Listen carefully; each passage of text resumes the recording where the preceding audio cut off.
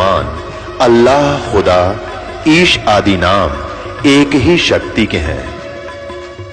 वो कैसा है, कहां है, कैसे मिलता है, किसने देखा है?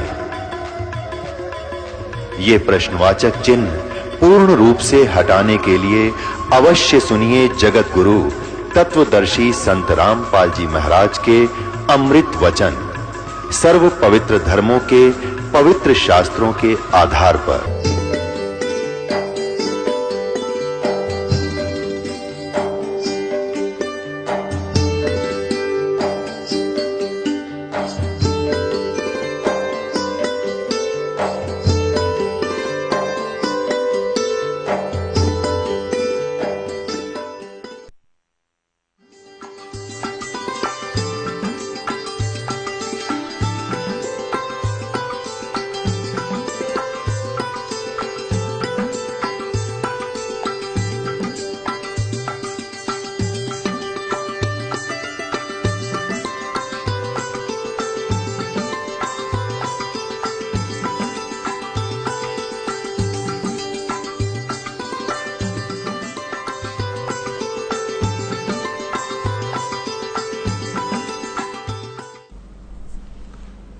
बोलो सतगुरुदेव की जय।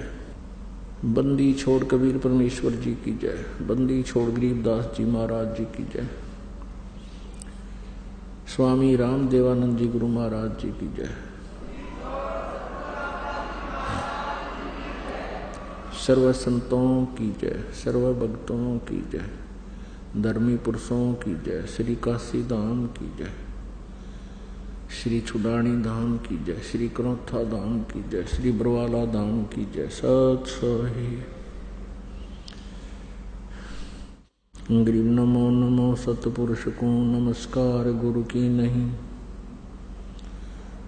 सुर नर मुनि जन साधुआ संतों सर्वस्ती नहीं। सतगुरु साहेब संत सब डंडो तुम प्रणाम। आगे पीछे मध्य हुए तिनको जा कुर्बान। नराकार निर्विषम काल जाल भयबंधनम निर्लेपम निज निर्गुणम अकल अनुपवेशम धुनम सोहम सुरति समाप्तम सकल समाना निर्तलय। उज्ज्वल हीरंबर हरदमम बेपरवा अथा है वार पार नहीं मज्जतम। गरीब जो सुमर सिद्ध होई गणनायक गलताना करो अनुग्रह सोई पारस पद परवाना। आदि गणेश मनाहूं गणनायक देवन देवा। चरण कमल लो लाऊं आदंत करूं सेवा। परम शक्ति संगीतम रिधि सिद्धि दाता सोई। अवगत गुण अतीतम सतपुरुष निर्मोही। जगदम्बा जगदीशम मंगल रूप मुरारी। तन मन अर्पों शेषम भक्ति मुक्ति भंडारी। सुर नर मुनि जन ध्यावें ब्रह्मा विष्णु महेशा। शेष सहस मुख गावे पूजय आदि गणेशा। इंद्र कुबेर सरीखा वरुण धर्म राय ध्यावे। समर्थ जीवन जी का मन इच्छा फल पावे। 33 कोटि आधारा ध्यावे शेष 88। उतरे भवजल पारा कट है यम की फांसी। 33 कोटि आधारा ध्यावे शेष 88। उतरे भवजल पारा कट है यम की फांसी। कर जोरूं विनती करूं धरूं चरण पर शीश। गुरु जी राम देवानंद जी महाराज जी ने दियो नाम बख्शीश। कोटि कोटि सिद्धता करूं कोटि कोटि प्रणाम। चरण कमल में राखियो मैं बांधी जा मैं गुलाम।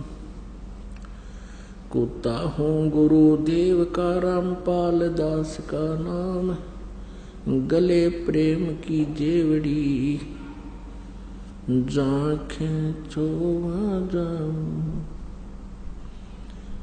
तो करो तो बावड़ू, दूर दूर करो तो जाऊं। जो राखो तो ही रहूं, जो देवो सो खाऊं। जय अब के सतगुरु मिले, सब दुख आँखों रोए। चरणों ऊपर शीश धरूं, कहूं जो कहनी होए। कबीर साईं मिलेंगे, पूछेंगे कुशलात। आद अंत की सब कहूं, अपने दिल की बात। गुरु जी तुम न भूलियो, चाहे लाख लोग मिल जाएं।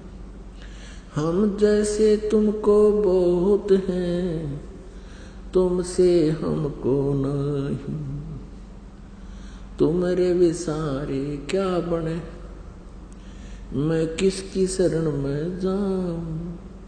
शिव बिरंच मुनि नारदा, तिनके हृदय ना समाऊं।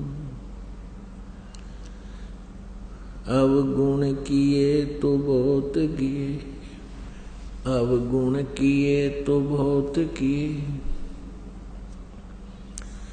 करत न मानी हारे, बावे बंदा बख्श दियो। बावे गर्दन उतार, अवगुण मेरे बाप जी बख्शो गरीब निवाज। जो मैं पूत कपूत हूँ, बहुर पिता को लाज। मैं अपराधी जन्म का, नख सिक भरे विकार। तुम दाता दुख भंजना, मेरी करो संभार। सूरत करो मम साइया, हम हैं भव जल माही। आप ही बह जावांगे जो, तुम न पकड़ोगे बाँ। परम पिता परमात्मा पूर्ण ब्रह्म, सर्व सृष्टि रचनहार कुल मालिक, बंदी छोड़ कबीर साहब जी, कबीर देव जी, ये हम सभी आत्माओं के जनक हैं। ये हमारे पिता हैं, ये हमारे हितैषी हैं। हम सभी आत्माएं अपनी गलती के कारण इस काल के जाल में फंस गए। ये काल कौन है? हमारे यहाँ जन्मने और मरने के पीछे ये क्या कहानी है, क्या कारण है? आज हम चाहे कितने ही धनी हो, कितने ही हमारा परिवार संपन्न हो, एक पल में ना जाने क्या हो जाए। परिवार के परिवार मृत्यु को प्राप्त हो जाते हैं।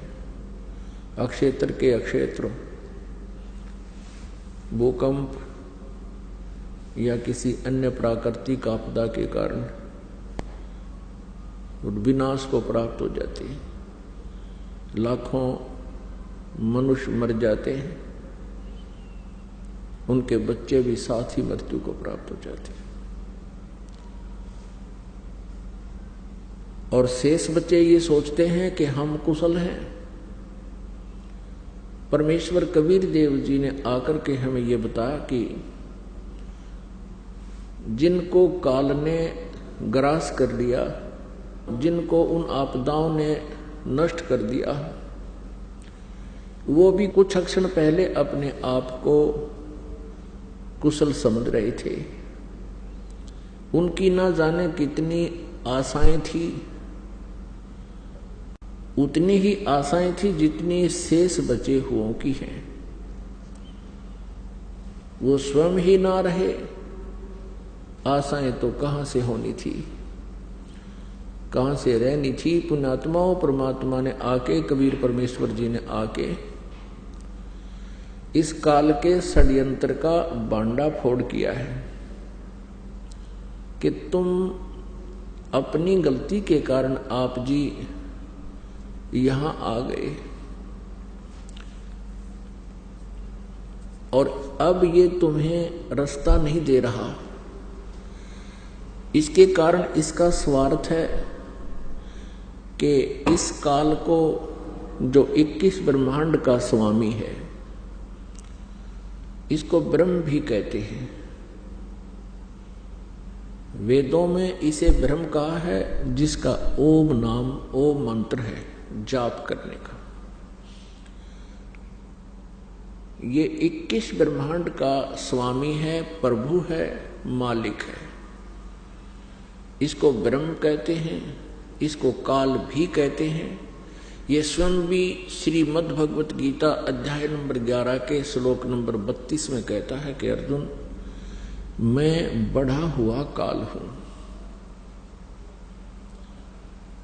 और अब इन सभी लोगों को नाश करने के लिए प्रवृत्त हुआ हूं। श्रीमद् भगवत गीता अध्याय नंबर 11 के श्लोक 21 में अर्जुन देख रहा है कि हे प्रभु, आप तो इन ऋषियों को भी खा रहे हो, आपके सामने ये सिद्धों के समुदाय देवताओं के पूरे ग्रुप आपके सामने करबद्ध खड़े हैं और मंगल कामना कर रहे हैं, वेदों के स्तोत्रों से आपकी स्तुति कर रहे हैं और आपसे भीख मांग रहे हैं अपने जीवन की, अर्थात मंगल कामना कर रहे हैं। आप उनको भी खा रहे हो। तब 11वें अध्याय के 32वें श्लोक में ये काल कहता है, जो श्री ब्रह्मा, श्री विष्णु, श्री शिव जी के पिताजी हैं, ये काल कहता है कि मैं काल हूं अर्जुन, मैं काल हूं और इन सभी लोगों को, इन सभी सेनाओं को, इनका नाश करने के लिए अब मैं प्रवृत्त हुआ हूं। अर्जुन देख रहा है कि कुछ देवता, कुछ व्यक्ति आपकी जाड़ों में लटक रहे हैं, कुछ आपके मुंह में समा चुके हैं। ये काल कौन है? श्री कृष्ण काल नहीं थे। श्री कृष्ण जी ने पहले कभी अपने आप को काल नहीं कहा। श्री कृष्ण जी ने उस गीता के ज्ञान के उपरांत, यानी महाभारत के युद्ध के उपरांत, अपने आप को कभी काल नहीं कहा, क्योंकि ये काल नहीं थे, ये सतोगुण भगवान विष्णु अवतार थे। और विष्णु जी इतने शांति प्रिय सतोगुण युक्त हैं कि एक बार भृगु ऋषि जी ने भगवान विष्णु जी के सीने में लात मार दी थी। भगवान श्री विष्णु अर्थात श्री कृष्ण जी सतोगुण ने कहा था कि हे ऋषिवर, मेरा सीना वज्र जैसा सख्त है, आपके कोमल पैर को चोट तो नहीं आई। क्या वो महापुरुष जो इतना शांति प्रिय और इतना दयालु है, क्या वो काल हो सकता है? क्या वो अपने आप को काल कह सकता है? जिसको देखकर अर्जुन जैसे योद्धा भी कांप रहे हैं, तो वो श्री कृष्ण नहीं, श्री विष्णु नहीं, वो काल था जो श्रीमद् भगवत गीता जी का ज्ञान श्री कृष्ण जी में प्रवेश करके कह गया, बोल गया। मुख यानी ये शरीर समझो एक यंत्र है, जैसे टेप रिकॉर्डर होता है, और टेप रिकॉर्डर में जो भी जैसी भी कोई कैसेट डाल दी जाती है, फिर वो कैसेट बोलती है, उस कैसेट वाला ही मैटर बाहर बोल रहा है, वो टेप रिकॉर्डर। श्री कृष्ण जी के शरीर अर्थात टेप रिकॉर्डर में इस काल ब्रह्म ने, काल कहो चाहे ब्रह्म कहो, इसने स्वयं प्रवेश करके और अपनी कैसेट चला दी। उसने गीता जी का ज्ञान स्वयं बोला। अपनात्माओं, तत्व ज्ञान किसे कहते हैं? जिसमें निष्कर्ष निकले, जिस ज्ञान के आधार से गूढ़ रहस्यों की जानकारी हो, उसको तत्व ज्ञान कहते हैं। आध्यात्मिक ज्ञान को समझने के लिए, जानने के लिए कुछ बातें हैं जिनका विशेष ध्यान रखना पड़ेगा। जैसे हमारे पवित्र सदग्रंथ हैं, पवित्र चारों वेद, ऋग्वेद, यजुर्वेद, सामवेद और अथर्ववेद, और 5वां वेद है सूक्ष्म वेद, जिसको गीता जी अध्याय नंबर 4 के श्लोक नंबर 32 में सच्चिदानंद घन ब्रह्म की वाणी कहा है, ब्रह्मणे मुखे कहा है। ब्रह्मणे मुखे माने सच्चिदानंद घन ब्रह्म के मुख से उत्तरित वाणी में, अर्थात उस सूक्ष्म वेद में कबीर वाणी में विस्तार से सब अनुष्ठान यज्ञों की जानकारी विस्तार से दी गई है। और वो तत्व ज्ञान है। उस ज्ञान को चौथे अध्याय के गीता जी के 34वें श्लोक में कहा है कि उस तत्व ज्ञान को जो सच्चिदानंद घन ब्रह्म की वाणी में विस्तार से कहा गया है, कबीर वाणी में, सूक्ष्म वेद में, उसको तत्वदर्शी संतों के पास जाकर समझ। वह ज्ञान श्रीमद् भगवत गीता जी से भी भिन्न है और वो कंप्लीट है, वो पूर्ण ज्ञान है, जिसको गीता ज्ञान दाता भी नहीं जानता। इसलिए उसने ये कहा है कि उस तत्व ज्ञान को, उस परमात्म ज्ञान को, पूर्ण परमात्मा की जानकारी को तत्वदर्शी संतों से पूछो। वो तत्व ज्ञान सूक्ष्म वेद और पवित्र 18 पुराण, पवित्र श्रीमद् भगवत गीता और पवित्र सुधा सागर, ये हमारे जो आध्यात्मिक ज्ञान का सिलेबस है, आध्यात्मिक ज्ञान का ये पाठ्यक्रम है, ये सिलेबस है।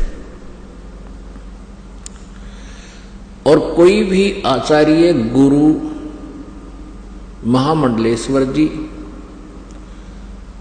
यदि हमारे सिलेबस के आधार से, यानी हमारे पवित्र सदग्रंथों में वर्णित ज्ञान को हमें बता रहा है, तो वो ज्ञान है सही।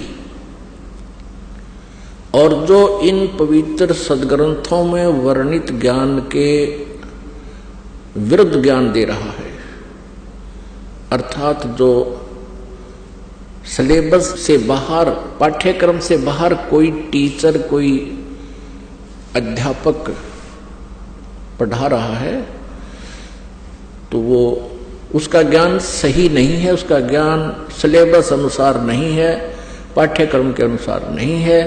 तो ऐसे ही जो आध्यात्मिक टीचर हैं, आध्यात्मिक गुरु हैं, आचार्य हैं, यदि वो हमारे सदग्रंथों में वर्णित उल्लेख के आधार से वो अपना ज्ञान सुना रहे हैं, जनता को प्रवचन कर रहे हैं, तो वो ज्ञान सही है, वो अध्यापक सही है। वो क्योंकि ये जो आध्यात्मिक गुरु हैं, ये भी टीचर होते हैं, ये आध्यात्मिक टीचर हैं। और हमारा सिलेबस है ये पवित्र सदग्रंथ, इनमें वर्णित विधि और ज्ञान को जो टीचर अर्थात जो आचार्य गुरु हमें बता रहा है तो वो टीचर सही है, वो आचार्य है। और जो हमारे सदग्रंथों के विपरीत ज्ञान दे रहा है उसको लोक वेद कहते हैं।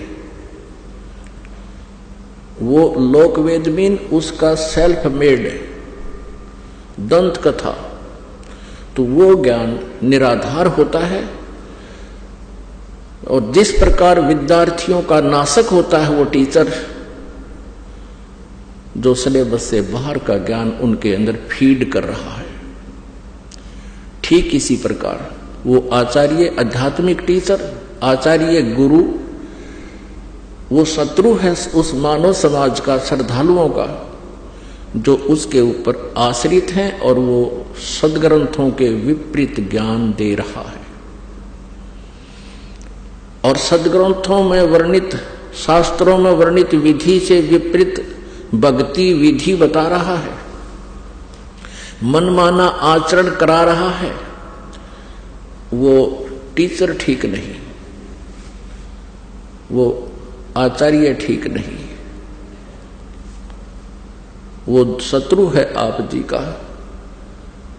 अब ये निर्णय करना पड़ेगा कि कौन आचार्य ठीक ज्ञान दे रहा है और कौन गलत दे रहा है। श्रीमद् भगवत गीता अध्याय नंबर 16 के श्लोक नंबर 23 और 24 में स्पष्ट किया है गीता ज्ञानदाता ने कि जो शास्त्र विधि को त्याग कर मनमाना आचरण करते हैं उनको न तो सुख होता है, न उनकी गति होती है और न ही कोई सिद्धि को वो प्राप्त होते हैं, अर्थात व्यर्थ। इससे तेरे लिए 24वें श्लोक में 16वें अध्याय के गीता गीत श्रीमद् भगवत गीता अध्याय 16 के श्लोक 24 में तुरंत कहा है, इससे तेरे लिए अर्जुन कर्तव्य और अकर्तव्य की व्यवस्था में कौन सी साधना करनी चाहिए, कौन सी त्याग देनी चाहिए, नहीं करनी चाहिए, उनके लिए शास्त्र ही प्रमाण है। बात खत्म होगी।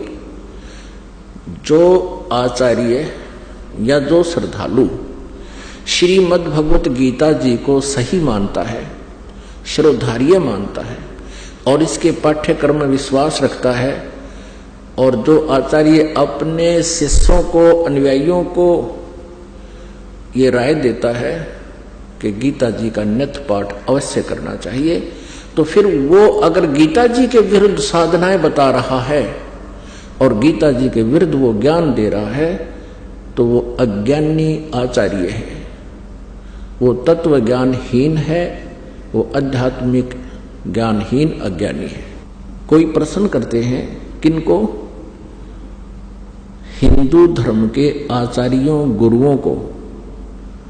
उनसे पूछते हैं कि क्या ब्रह्मा विष्णु महेश जी की मृत्यु होती है? क्या ये जन्मते मरते हैं? तो उत्तर देते हैं कि ये कभी जन्मते मरते नहीं।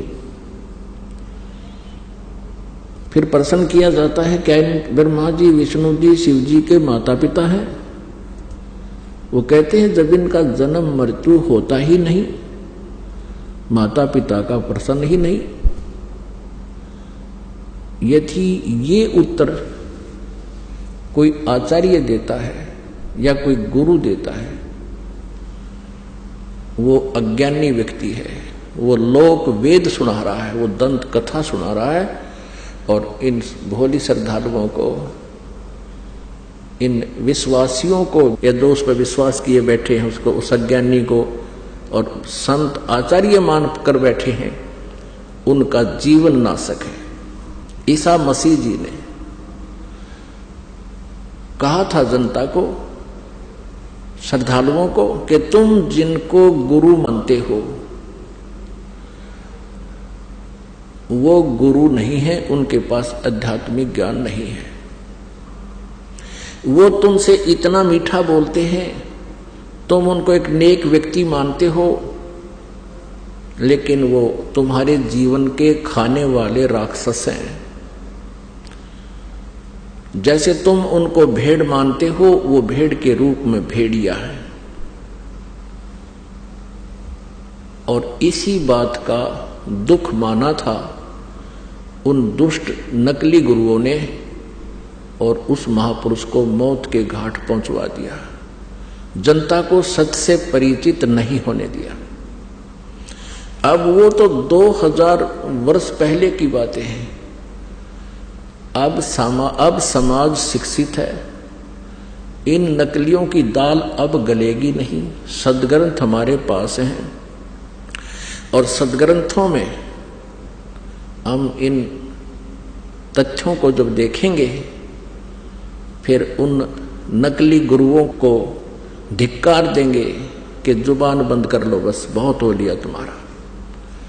अभी तक इन श्रद्धालुओं को अपने ही सदग्रंथों की जानकारी नहीं है। किसी भी पवित्र धर्म के श्रद्धालुओं को अपने धर्म के सदग्रंथों की जानकारी नहीं है। वो हमें क्या संदेश दे रहे हैं? उनके गुरुओं ने जो भी लोक वेद सुनाया है, उसको उन्होंने शास्त्र वाला ज्ञान मानकर शिरोधार्य कर रखा है। वो बिल्कुल व्यर्थ है। अब प्रसंग चल रहा है कि ये जो काल कौन है और ब्रह्मा विष्णु महेश की क्या जन्म मृत्यु होती है। अब ब्रह्मा जी, श्री विष्णु जी, श्री शिव जी की जानकारी हमें उनकी जीवनी से हुई है। और इन महापुरुषों की जीवनी कहाँ वर्णित है? पुराणों में। जितने भी पवित्र हिंदू धर्म के आचार्य गुरु हुए हैं, वो यही कहते हैं कि शिव पुराण में ऐसा लिखा है, विष्णु पुराण में ऐसा लिखा है और ब्रह्मा पुराण में ऐसा लिखा है, श्री देवी पुराण में ऐसा लिखा है और श्रीमद् भगवद गीता में ऐसा लिखा है और पवित्र वेदों में ऐसा लिखा है।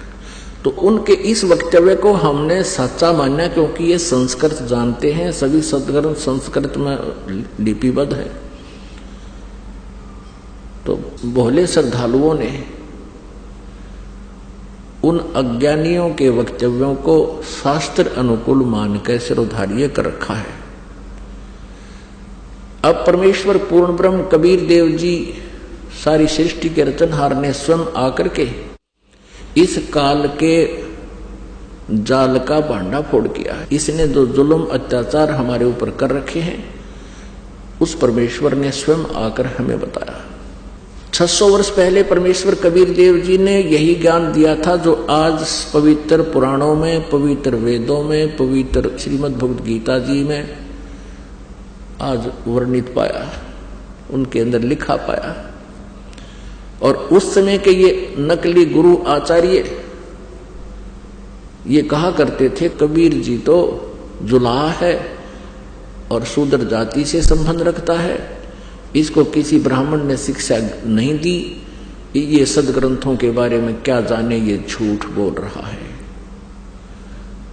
परमेश्वर 600 वर्ष पहले कहा करते थे कि ब्रह्मा विष्णु महेश जी ये नासवान है, इनकी जन्म मृत्यु होती है, ये अविनाशी नहीं है, ये कंप्लीट गॉड नहीं है, ये अखिल ब्रह्मांड के नायक नहीं है, ये पूर्ण परमात्मा नहीं है। और इनकी साधना करने वाले संकटों से मुक्त नहीं हो सकते। तो उस समय इन परमात्मा के सतवचनों का इतना जोर शोर से विरोध किया, उन नकली गुरुओं ने जनता को भ्रमित कर दिया कि वह कबीर जुलाहा झूठा है, हमारे देवी देवताओं के बारे में ऊट पटांग बोलता है, उनका अपमान करता है। और परमेश्वर के पीछे हमें लगा दिया उन दुष्टों ने, हमें भी पाप का भागी बनाया और आप भी घोर पाप के भागी बने।